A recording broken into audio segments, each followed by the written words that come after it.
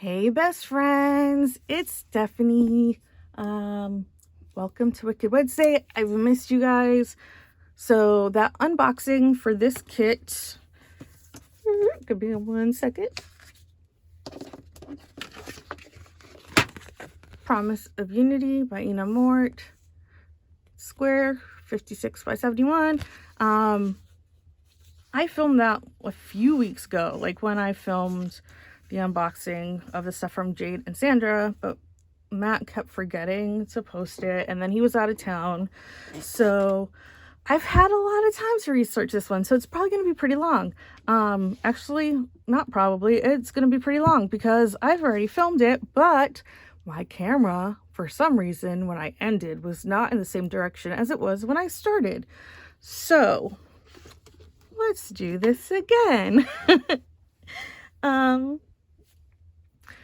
Today we are going to be doing the Santa case that someone that was editing my video really was pushing for, probably because he knew that I was already researching it. So I know I said I didn't want to be like scripted, but there was like one thing that I wrote down that felt kind of like sadly ironic and profound. So this story happened on a road called Rosebud Place, and a rosebud is the bud of a rose. It's the beginning stages of it. It's before it's reached its full potential and development and is able to open up its petals and share its full beauty with the world. And it's just ironic that the same could be said for the two children who were found buried on that road, that they were not fully developed and not yet able to show the potential and beauty that they would bring to this world. And they're never gonna get that chance now. So today we're gonna be talking about JR, or Elwyn Jr. I hate using that name. And Mary Crocker. Do your intro, Bubba.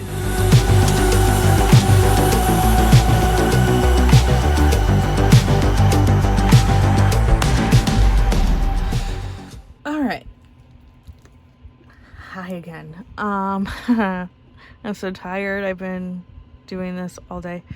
Hopefully the camera stays right. So, as you can see, I've already started on this kit.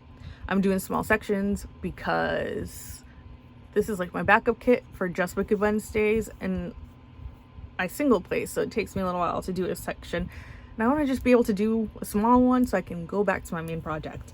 So don't give me grief, even though I think Katie's like the only one who would, and she's probably not here because she doesn't like this kind of stuff. So before we get started, I believe I just showed you this, but Promise of Unity. This is what I'm working on.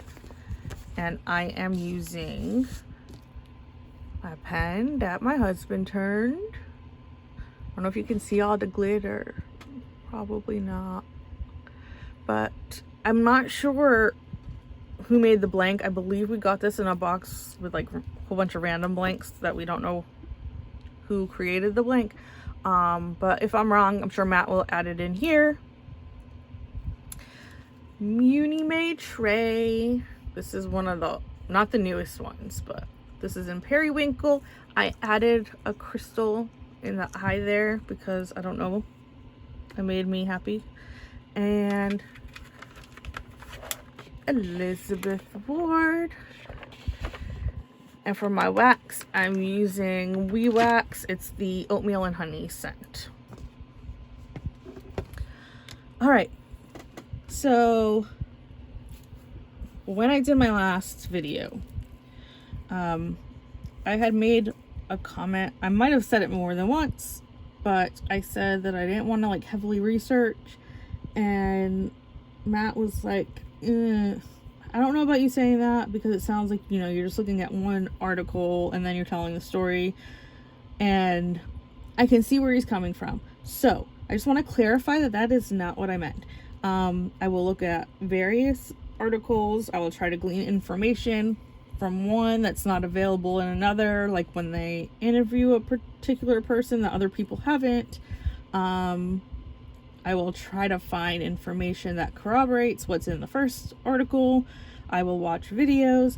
I was specifically referring to like all the big true crime channels on YouTube that aren't like diamond painting channels. They have access to information that I do not have.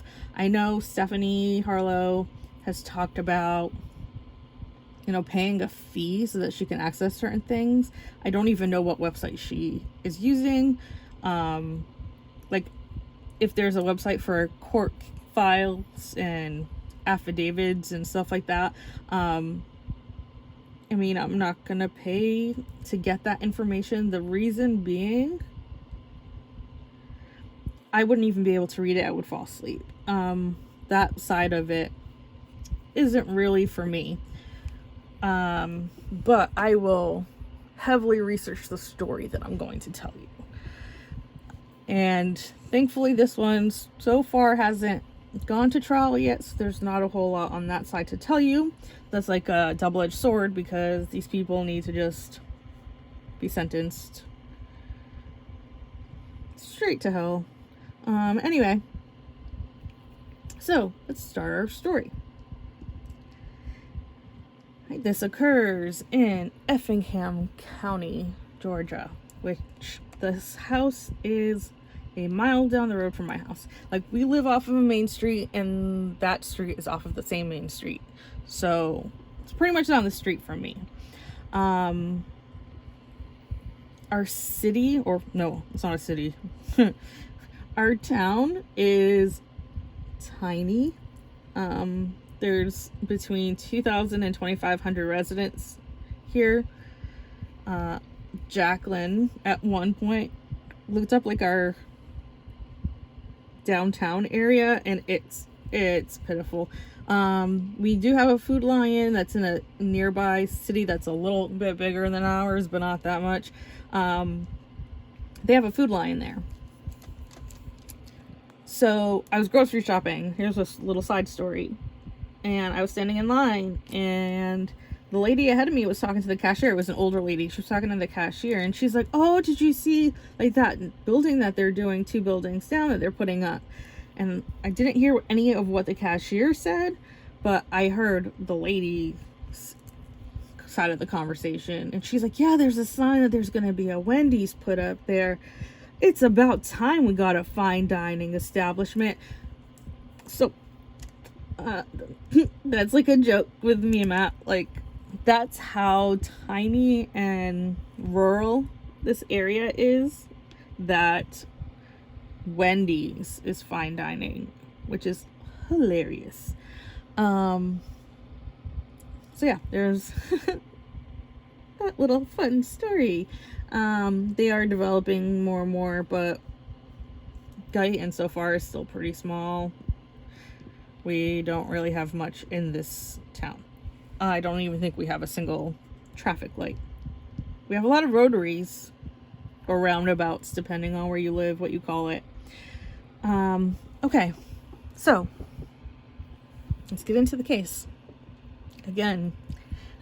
All right. So on December 20th, 2018, by this point, I'm going to have the whole thing memorized, I hope. The Effingham County Sheriff's Office gets a call just after midnight, and it is a woman calling for a welfare check and also a potential missing juvenile. This is not information that she has directly, but she had been speaking with her nephew. His name is Tony. He said that he was at home and he was in his room. He's an adult man, by the way. This is not a child. But he was in his bedroom in the home and he heard some of the other adults arguing. He couldn't hear what it was about, but he heard arguing. He said a little while later, he went out to go get a glass of water and he overheard them talking about Mary being deceased. So he called his aunt and told his aunt, and the aunt was like, this needs to be reported. So she calls the sheriff's office. Mind you, Mary lived in that home as well. And Mary has been missing since October. And this is December 20th. So I don't know if he knew all along, or if he suspected, or if they told him a story about why she wasn't around, but I'm not sure why he thought that she wouldn't be around for 2 months and that was normal. So police go out to the house and there are 5 adults and 1 child in the home. There is Elwyn Sr. Crocker. We're just going to call him Elwyn. Keep it easy. And then there is his wife, Candace Crocker. She is 33. They do not have any children together. However, she does have stepchildren. Then there is Candace's mom. Her name is Kim. And then Kim's boyfriend, his name is Roy. And Tony, which is Kim's son and Candace's brother. So then there's a child. He's about 9 years old.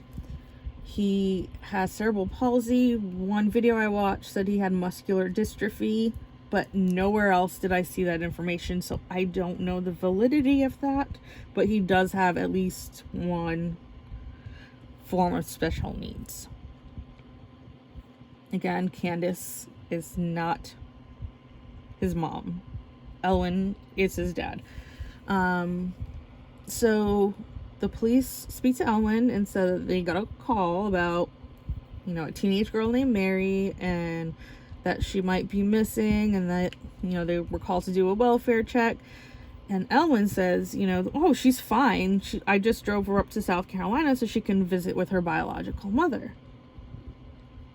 So, police leave and they're like, thank you for letting us know. We're going to get in touch with her. So they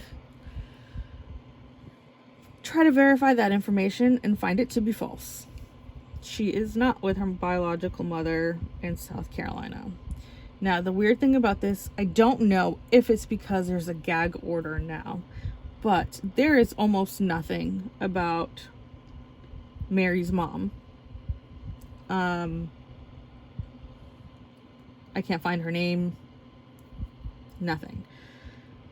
But anyway, once they verify that Mary, in fact, is not with her mother, they return to speak to Elwyn. They start questioning him, and it's not long before he admits that Mary is dead and buried in the backyard. So they get a team together, start digging, and they do find Mary's body on what would have been her 14th birthday. December 2018 would have been her birthday. And that's the day that she was recovered from the ground, along with her brother. We're going to call him JR. Technically, legally, his name is Elwyn Jr. But considering the circumstances, I don't want to call him that, because his dad sucks. Anyway, they discover him as well. He had been missing for 2 years. 2 years. And he had been 14 at the time he went missing. So again, I don't know the story. Like, how did all of these 5 adults live in this home with these children and they just disappear? Like, were they told a story they believed? Do they all know the truth? I don't know. But JR, like I said, he would have been 14 when he died. He would have been 16 when they recovered his body.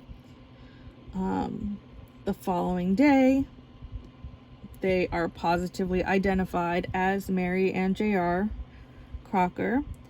Upon hearing this, Mary and JR have the same mom. That is not the same mom as the youngest child, who is unnamed since he's a minor. I think he was like 9. So the 2 oldest had the same mom. This is like another example of just how unfair life was to these kids. Like, I really cannot find much about their mother. It doesn't seem like she's particularly involved. Doesn't seem like she cares very much. And I could be totally wrong. It could just be the gag order. But the youngest's mom, we see and we hear some details about her time with Elwyn, which we will get into. But the mom of the actual children who were deceased, nothing. But anyway, the youngest's mom is in South Carolina, and she immediately comes to Georgia trying to regain custody of her son, because when they find the bodies, they remove the child from that family's care. During the investigation, it seems most of the articles are centered around the abuse that Mary endured, but it does also seem like there were a couple places where they were just like, JR dealt with the same kind of abuse before his passing. So,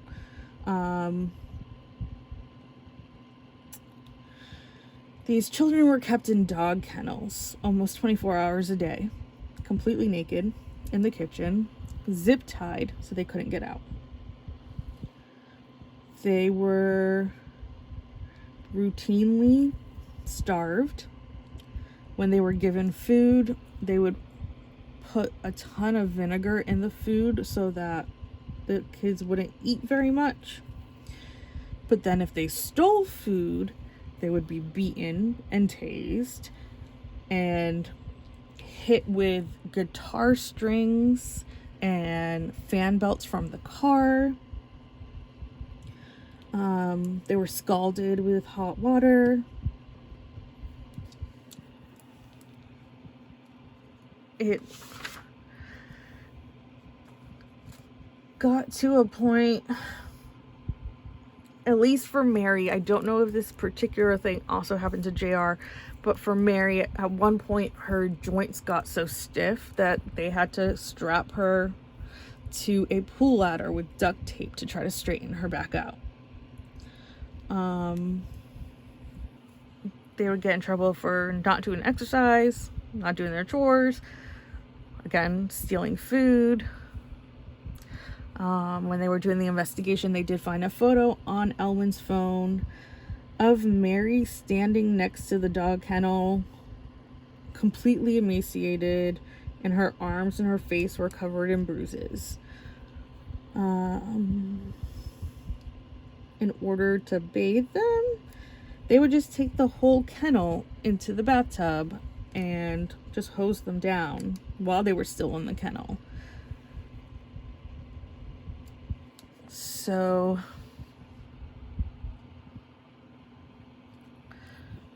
clearly, like I already said, they find the bodies, they find out all the abuse and torture that they had been subjected to. They immediately remove the youngest child with special needs from the home. And on January 29th of 2019, Elwyn Sr., Candace, Kim, Roy, and Tony, so all 5 adults, are charged with felony murder and other charges in connection with their deaths. They had been charged with other things before, like cruelty to children. I think only 3 of them were, but at this point, all 5 had been arrested and all charged with this. In April 17, 2019, all 5 of them plead not guilty. Well, that's going to change because in February of 2020, prosecutors filed a motion that they were going to be seeking the death penalty for Elwyn, dad, Candace, stepmom, Kim, step-grandma, and Tony, step-uncle. That's the one who called the aunt and reported what he heard about Mary being dead. They said that they were not going to be filing for death penalty for Kim's boyfriend. I'm not sure if that's because he just spent a lot of time at the house but didn't live at the house. I'm not sure. Like I said, there is a gag order in place, so the attorneys, witnesses, and police officers are not allowed to talk about this case. So once the death penalty comes in, at some point Candace lawyers up and she does state that she knows the exact date that Mary was killed, which was in October 28th of 2018. And the reason she knows that is because Elwyn had asked her to go to the store and get garbage bags and cement. We're going to talk about it again, but JR, the oldest brother, he went missing in November 2016. So he had been missing for 2 years and no one ever reported it. So after this, they say that they're going to seek the death penalty. Candace and Roy, who they weren't seeking the death penalty for him anyway, but they both pled guilty. So now Candace is facing life in prison without parole. I'm not sure what Roy is facing since he wasn't up for the death penalty. I don't know if he made a deal to, turn on any of the other ones. None of that has been resolved yet. So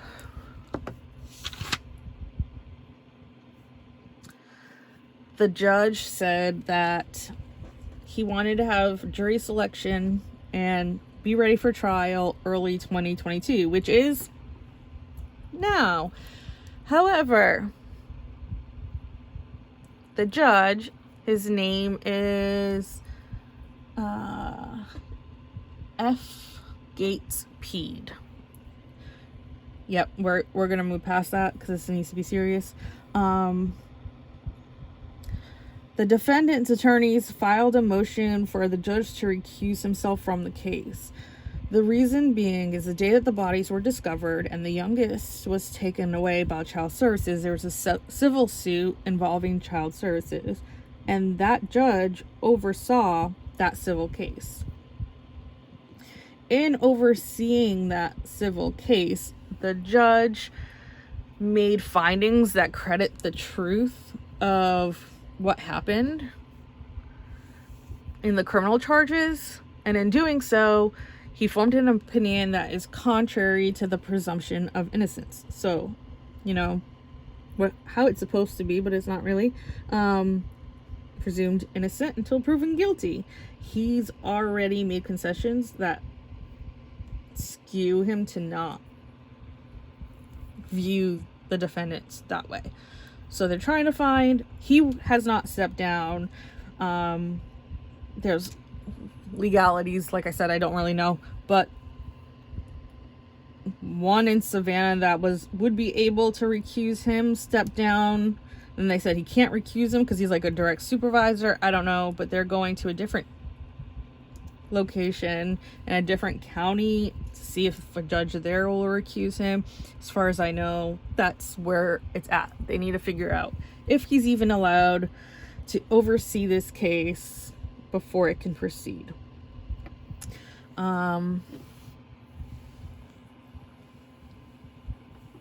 So that's where we're at now. We're gonna go back as far as we can to the children's history. Like I said, there's not a whole lot about the mom of Mary and JR. The only thing that I saw was that she said she found out on social media. And that's it. So as far back as I can go is 2007. So in 2007, Elwyn was with the mother of his third child. Her name is Rebecca Self. And during that time, Elwyn had already got custody of the other two children. We're not sure why. So all three of them are living in a place called like South Congaree, South Carolina. So it's Elwyn, Rebecca Self, and the three children. The youngest is a baby at this point. April of 2008, Rebecca placed a call to 911 because she said she had been feeding the baby and somehow Elwyn got awoken, and he was enraged that he got woken up. So he came out and he saw her feeding the baby, and he told her that she's feeding the baby the wrong food. So he snatches the bottle out of her hand, grabbed her by the throat, and pressed her into the window, all while she was holding the baby.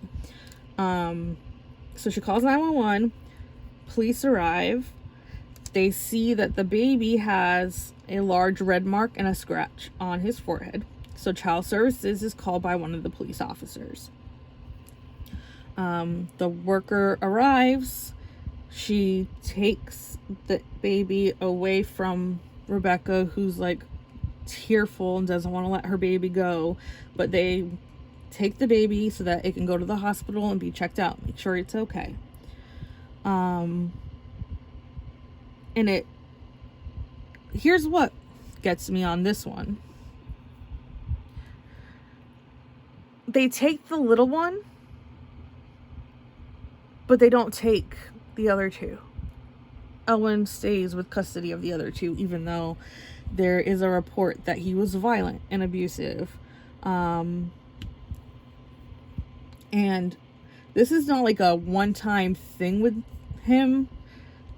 These kids, their whole lives, have had police in both South Carolina and Georgia investigated for child abuse.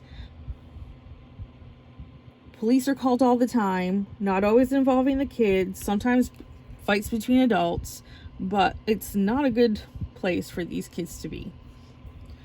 So, they take Rebecca's incident report, and from the documents that they had, it looked like the police believed her allegations against Elwyn. But they are still, investigating. Here's where she messes up. I know what she was trying to do, but it backfired on her. 9 days after that incident, Rebecca walks into the police station with a really horribly bruised black eye. And the police that's there just so happens to be the officer who had called child services at the situation at their house the week before. So at first he's really concerned, and then the more he looks at her, the more suspicious he feels. So he gets a wipe and he gets it wet, and he asks her if she would please wipe her face.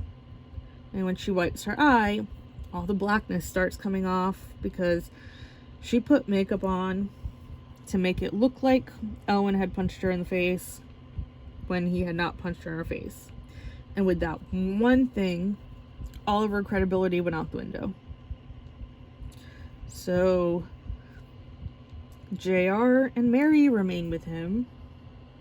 No charges are pressed against Elwyn.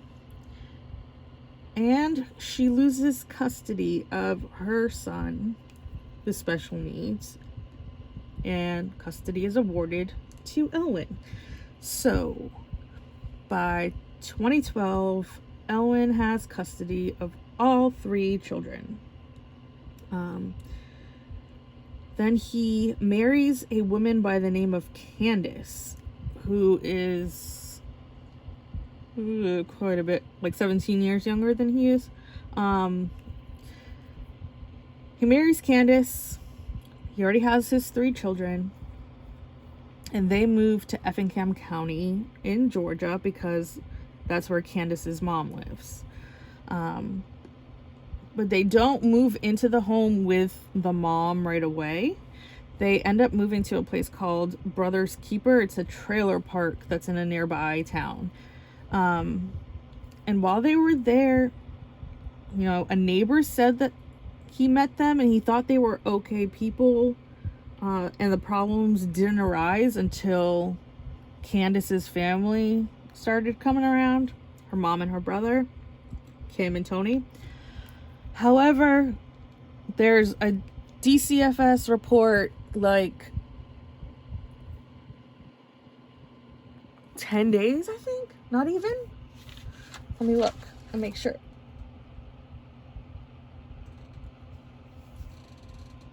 It just says a few days. So only a few days after they get into town, DCFS is already called to investigate abuse of JR. JR is 10 at this time. So, you know, police and DCFS workers come out to investigate. And JR has a black eye. When they ask what happened, it turns out that Tony had struck JR in the face to discipline him with permission of Elwyn. Elwyn was complaining to DCFS about how badly behaved his son was, and when they spoke to Junior or JR about what happened, he said that he deserved to be hit, which I feel like just a kid saying I deserve to be hit is like a red flag of what is deserved to be hit. Like, what kind of things make it worthy for you to be hit? But I don't know. They do open a case. They follow up with them for a year. So in this year, the worker comes out at least twice monthly. They speak to the parents separately and they speak to the children separately. Both Candace and Elwyn have to do counseling as well as parenting classes. I feel like maybe Tony should have been told to do something since he's the one who hit the kid, but what do I know? So yeah, that's within a few days of them moving to Georgia. There was a neighbor who seemed to really like the kids. They spoke to him a few times. He said that JR was really into pro wrestling.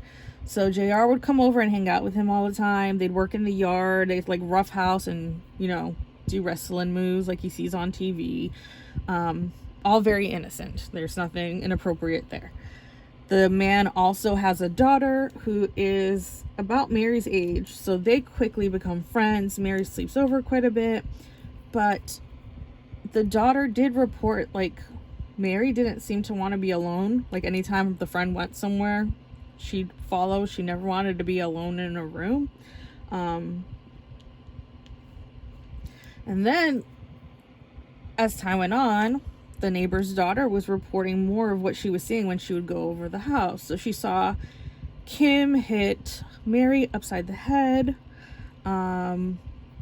She said that JR was forced to sleep in the bathtub or the closet when he was badly behaved. And at one time, Mary's hands were purple.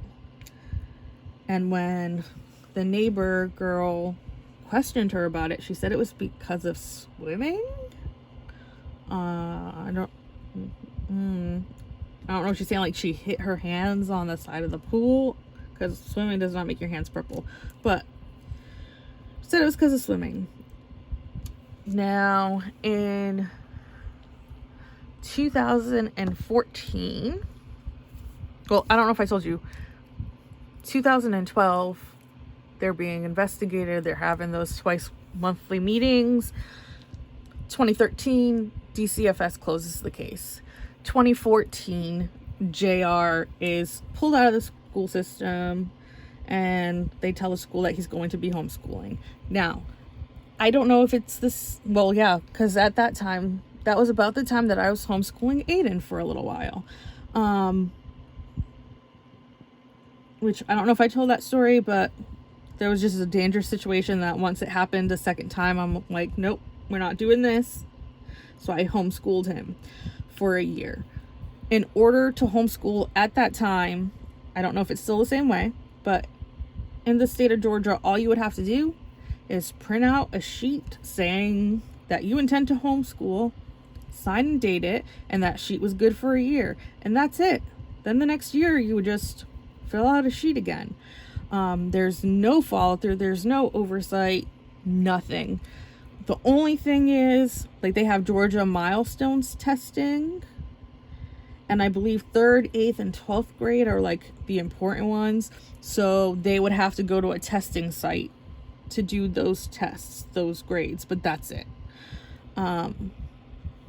So Elwyn, or sorry, I hate calling him Elwyn, Jr., JR, gets pulled out of school. They say they're going to homeschool him. However, Mary is still in the public school system at this time. On June 7th in 2016, Kim places a call to police. They go to the home, and Kim reports that Elwyn busted her lip because he was asleep and he was agitated, that everyone woke him up, and she doesn't put up with his nonsense like the rest of the family does, so he busted her lip. However, she does not press charges against him. And shortly thereafter, they move into Kim's home with her boyfriend and her son. So then there's 5 adults, 3 kids, and a 3-bedroom, 2-bath, double wide.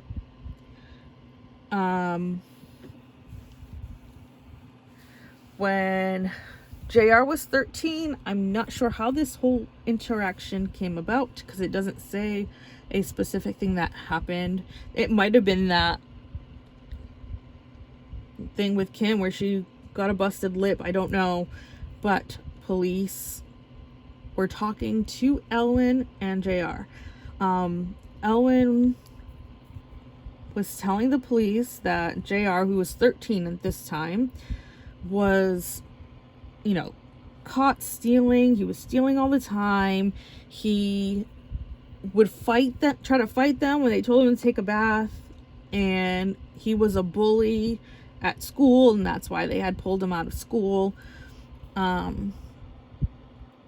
So then that was like his explanation for why he was homeschooled.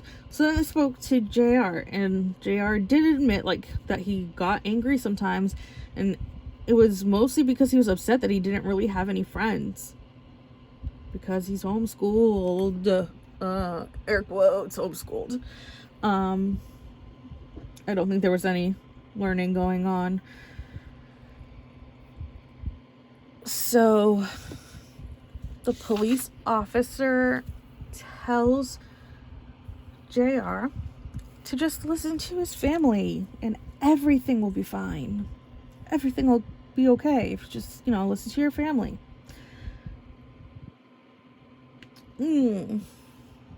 Except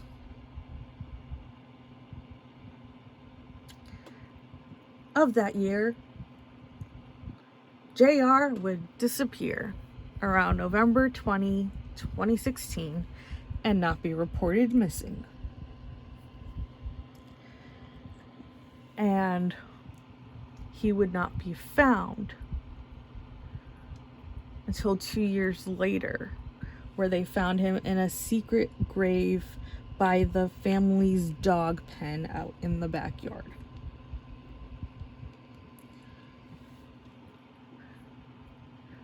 So he's not, it seems like at Rosewood Place, he wasn't there very long before he died. People in the neighborhood did see Mary.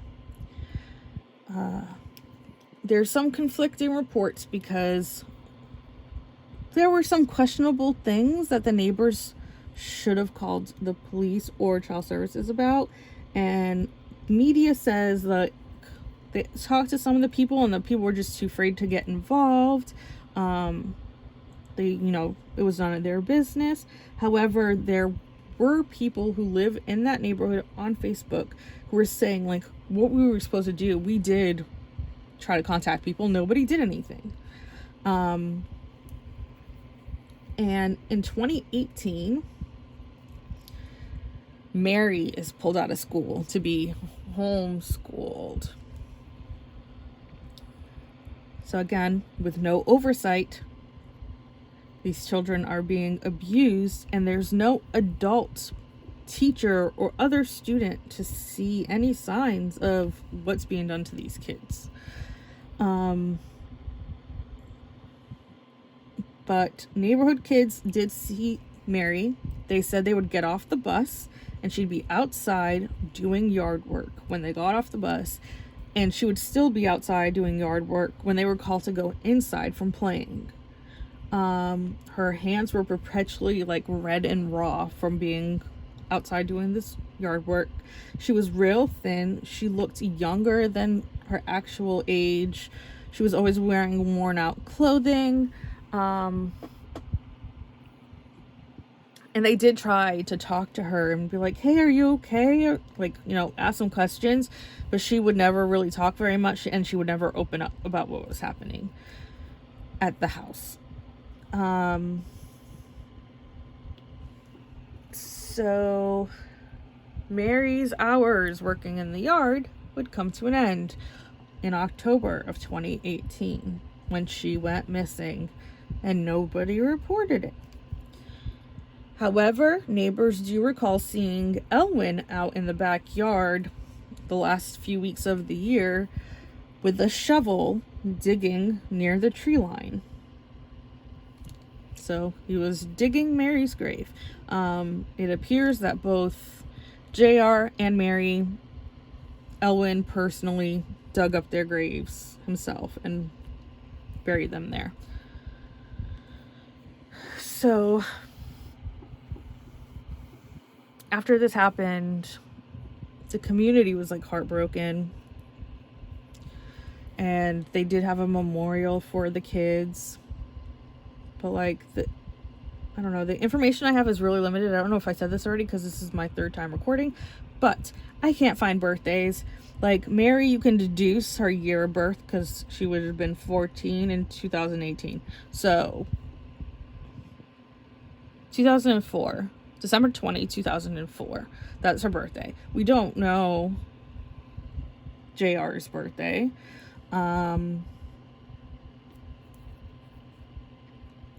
But yeah, it just seemed like the family didn't care very much. Even like their biological mom, the third child, their biological mom was heartbroken because they lived together in South Carolina, and she said Mary used to call her like Mama Becca, and they had like little nicknames for her. She was close to them. She cared about them. But biological mom, I don't know what happened with that situation. So, in speaking to the neighbor from the trailer park, the Brothers Keeper trailer park, he said he was heartbroken, like hearing what people in the neighborhood of Rosebud Place had to say about Mary, because none of them ever saw her smile. They said she looked scared all the time. And he said that made him really sad because when she lived in the trailer park, she smiled all the time. And she's such a cute girl. They're both adorable kids. I can't imagine looking into those faces and hurting them. So, in doing this investigating too, it was discovered that in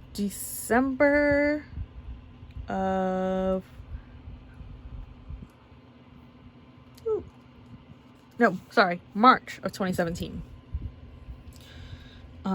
a student had gone to the guidance counselor at school and reported something that she had seen a year earlier that was bothering her. And she said that she had seen one of JR's family members beat JR for over an hour with a belt.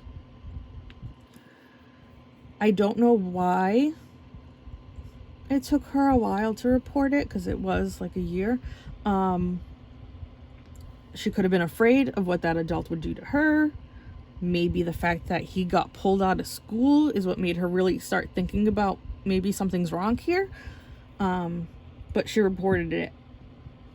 At that time, they had no way of knowing, but JR was already deceased for 4 months. But when they did call, the counselor called child services, and their response was, well, we're not going to investigate because this wasn't recent.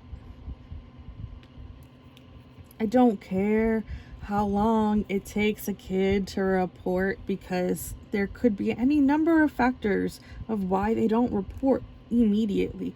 But if there's a report of something off with a kid, especially one that you've had in your system, that you've investigated their family before, you need to be out there investigating. I don't care how long it's been. But they did nothing. So, I mean, like I said, at that point, they really couldn't do much for JR because he was already gone. But they could have potentially saved Mary, hopefully, if they did their job right for once. But they didn't. So, the third child that had special needs, there was rumors swirling as far as that goes, why he was still alive. Like I said, he was about 9. A lot of people seem to think that he was kept alive because they wanted to keep collecting his disability checks. My issue with that is, like, JR was dead and buried for 2 years before anyone noticed. So I think that if it was just about money, they would have killed him, because again, there's no one coming to check on the welfare of that child.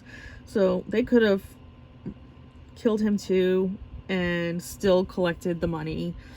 I think it's more of an age thing, because JR was 14 and Mary was 13, about to turn 14. So I think if this hadn't been caught out when it did, possibly the youngest would have been in danger when he got to that age. I don't know. That's just my personal take on it. I mean, this wouldn't have been the first time that somebody killed somebody to collect their money and it goes unnoticed for years and years. So I really don't think that's the motive for keeping him alive. But I also don't know what the motive is for killing the other two. So there's that. So now we're going to go back again some more to when Elwyn was a child. So when Elwyn was born, he was born to his mother, Mary Alice, and a man from Maine. They don't say his name. He does have a younger brother, but at some point the parents do get divorced when he's pretty young. Mom takes the 2 boys and takes them to Columbia, South Carolina, to raise them. Okay, August 11, 1975. Elwyn is 7 years old. And his mom marries a man by the name of Larry McCoy. So McCoy moves into their small little home, and like immediately chaos and violence ensues for years. And this is based off of relatives' accounts as well as court records. So it's not like Elwyn's just telling people this. The family saw it, they're reporting it, and there was actually an investigation done when Elwyn was a child about potential abuse against him. So at the age of 7, this man moves in. He's beating Elwyn with a paddle. There was one time that they saw him hang Elwyn upside down from a tree in nothing but his underwear. In 1979, McCoy allegedly busted Elwyn's nose and gave him a black eye. So there was a lot of abuse. His cousin, his name was Israel Patterson, he recalls Elwyn being beaten terribly and demeaned for years when they were kids. And he said, like, the way that Elwyn would cope with being dominated by Larry was to dominate those that he thought were weaker than him. And Israel said, like, he had moved away from Colombia, but because there was still family there, they would visit often. And he said that he would watch Elwyn sometimes be a cruel teenager.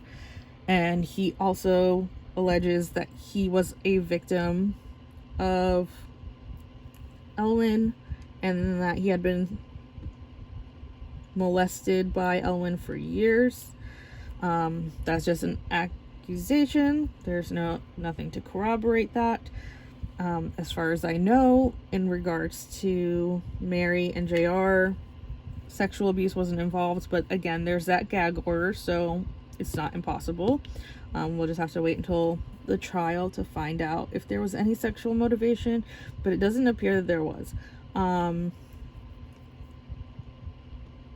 They said the year that Elwyn's mom married Larry, it might also have been the first time that he had heard of another violent man by the name of Donald Pee Wee Gaskins. At that time, that year in December, they were discovering bodies that Pee Wee Gaskins had killed and left in shallow graves in like farming country on the other side of South Carolina. So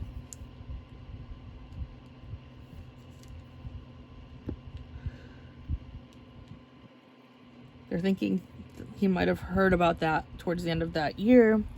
Now, when Larry busted Elwyn's nose and gave him a black eye, that prompted social services to open a case. Now, at this point, Mary's attorney alleges that Larry confessed or admitted that he did abuse Elwyn, and the judge had ordered him to counseling, which he never took. On the other side, Larry's attorney says, no, I did not abuse him. What I did was exert parental control.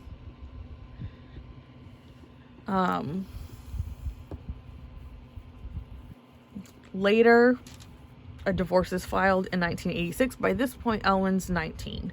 So it doesn't seem he was taken away from his mom and stepdad. I don't know if they had been separated for a while or if he went his entire childhood living with this man. But a divorce is filed in 1986. When they reached out to his mother, Mary Alice, when, all of this came out, in April of 2019, they spoke to her and she released a statement saying that Elwyn had never been abused and that he just had a normal childhood. So, there's that. I don't know if she's just trying to rewrite history. I don't know.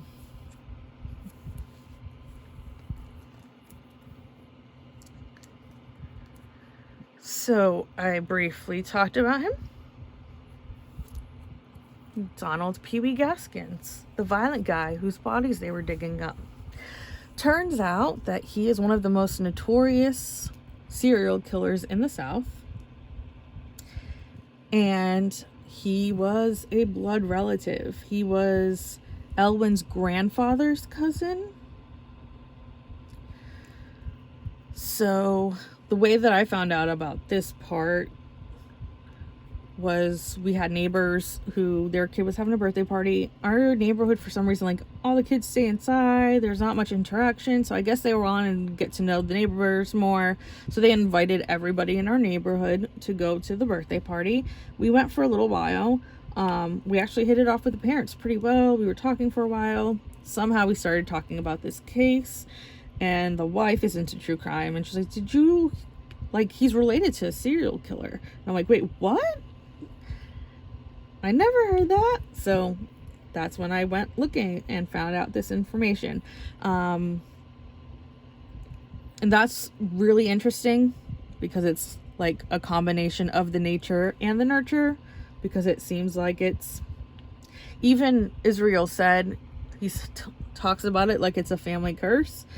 He said that it's like a strain of meanness that's passed through the family like an awful baton. And when it got to him, he decided to drop it, and he wasn't going to continue that cycle. But he has been investigating. He did some research on child abuse and intergenerational trauma, and he says, you know, that might account for why this happened. And some experts did, like, you could be right, which I think he's right, but they felt it was more important to make this note that not every person who was abused as a child will become an abuser, which is true, but those adults who are abusers are often found to have been abused themselves. So both can be true at the same time. But Israel also said, like, I'm not trying to make excuses for him. I'm not trying to, you know, I'm disgusted and appalled by the allegations against him and what he's done to his kids. But, you know, I'm hoping that with relating the past to the present, it can help those that are mourning JR and Mary understand maybe a little bit more why this happened. And he also hopes that it will prevent this tragedy from happening again in the future, because it's true, like, you can go through things as a kid, and when you're an adult, it's your choice to live in it and continue it and perpetuate it, or make a concerted effort to change. So yeah, he's not making any excuses. He's just hoping that by speaking out about the kind of damage that abuse can do and how it can run through families and get worse and worse and worse, someone needs to man up, or woman up, and be like, no, it stops here. I am not doing this. But yeah, this case is really sad. I don't know. Again, I don't know what I said at the beginning of this one and what I said at the beginning of the other one, but it's infuriating to me that, like, certain cases get coverage because the people are rich, or the people are attractive, or there's a cult thing involved, you know, like something that's kind of out of the norm. But there's so many of these cases, especially like when it's children involved, that's like, why is that child's life valued more than these? Like, why are these forgotten? So that's why I really wanted to tell this story, because they were forgotten in life. They were let down so many times. There are so many opportunities to get them out of that home, and nobody's talking about them. like their Wikipedia page about these kids is like 2 paragraphs. No true crime channel has done a story on this as far as I can see. So it's just, I don't know. But Pee-wee Gaskins, we will get into next time. If you guys want to, just let me know in the comments below. And we did say that this was the Santa killer, right? So where's the Santa? Elwyn Sr. worked at Walmart. And it was only fitting that the older, huskier guy with white hair whose birthday is Christmas Day is the one who plays Santa for pictures, right? Except after this case broke 5 days before Christmas, how many families looked at the picture with Santa on the fridge with their kids all smiling and their face all lit up and hopeful about getting what they asked Santa for and sitting on his lap, and you having the knowledge now that this man has tortured and killed his own children and has them buried in the backyard while he's holding your child in his lap. Like, that's horrifying. So that's where the Santa child killer comes from, because the whole time that he's pretending to be Santa and asking these kids what they want for Christmas, he's taking away the opportunity for 2 of his children to ever celebrate a Christmas again. So that's the story of Mary and Elwyn. I'm going to do a quick sweep. Oh, the house is on the market now since all 5 were arrested. It's a 3-bed, 2-bath, 1,800 square foot home on a 1.34 acre lot. And the asking price is $66,300, which is 78% less expensive than the nearby properties. I do know after this happened, the house was on the market. It did sell, but I think they were just like trying to flip it. Like, maybe if it's not connected to the Crocker name and it's now this new person's name on it, they can sell it at a higher value. But it's not selling. Nobody wants to move in there. So I'm just doing a quick sweep of my notes. I would really like to, make this a little bit more, not fun, but like, I don't know.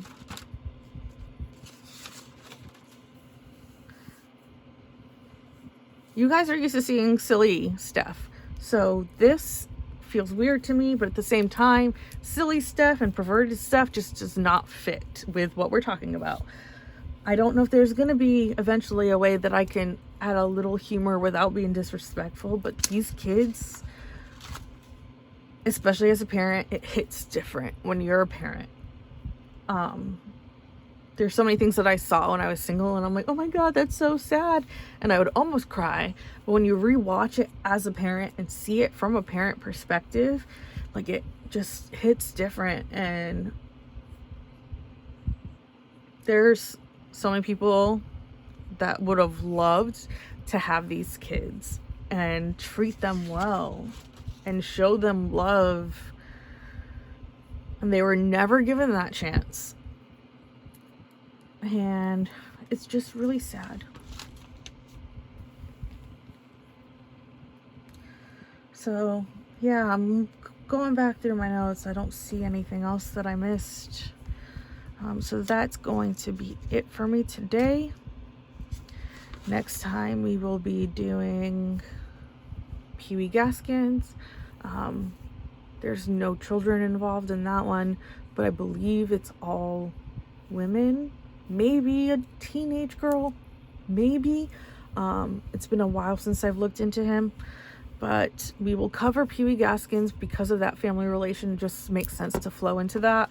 And then people have asked for like the 2 smaller short stories. And I'm not sure. We'll see how it goes. But if you have any suggestions, if you have any thoughts or anything you want to say about this story, leave it in the comments below. Hard to say you like this content, but if you would like me to continue this content and you want to show me support, just hit that thumbs up. And if you would like to see the Pee Wee Gaskins case when I do that one, go ahead and hit the subscribe button and ring the bell, hit all, so that way when that video does become available and is posted, if husband doesn't forget, you'll get a notification as soon as it's up, so you know to come and finish this family craziness. So thank you guys so much for hanging out with me. I love you so much. Please be safe. Take care of yourselves. Take care of your mental health. Light a candle. Unwind with some trashy TV now. And I will see you guys next time. I love you.